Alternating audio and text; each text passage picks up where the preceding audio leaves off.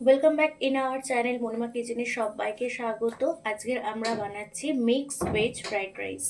তো তার জন্য প্রথমে এখানে নিয়ে নিয়েছি বাসমতি রাইস, আর নিয়েছি বিনস, মাশরুম, এখানে নিয়েছি ক্যাপসিকাম কুচি, আর নিয়েছি গাজর। তো আমরা মিক্স ভেজ ফ্রাইড রাইস বানানোর জন্য প্রথমে এখানে জলটা গরম বসিয়ে নিয়েছি, আর তার মধ্যে দিয়ে দিচ্ছি সাদা তেল।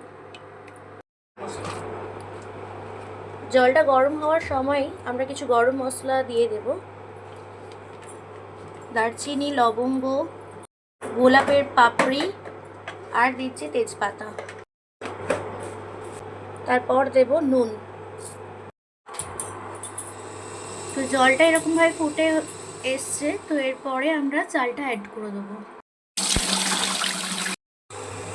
ধুয়ে রাখা চালটা এবারে দিয়ে দেবো।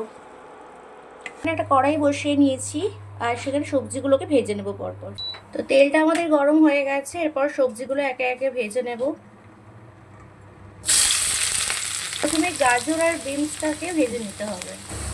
সবজিগুলো ভাজার সময় আমরা সামান্য নুন অ্যাড করব। তো সবজিটা প্রায় 70% ভাজা হয়ে এলে মাশরুমটা অ্যাড করব, আর ক্যাপসিকাম কুচিটাও ভেজে নেব একই সাথে।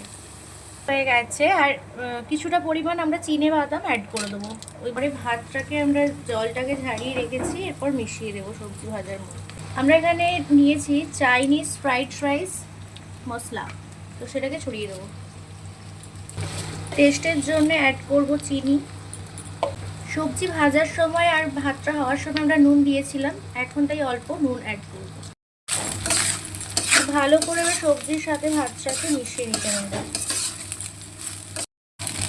তো ভেজ ফ্রাইড রাইস রেসিপি আমাদের কমপ্লিট হয়ে গেছে। তো রেসিপিটা যদি ভালো লেগে থাকে লাইক, কমেন্ট, শেয়ার, সাবস্ক্রাইব করবেন। ধন্যবাদ।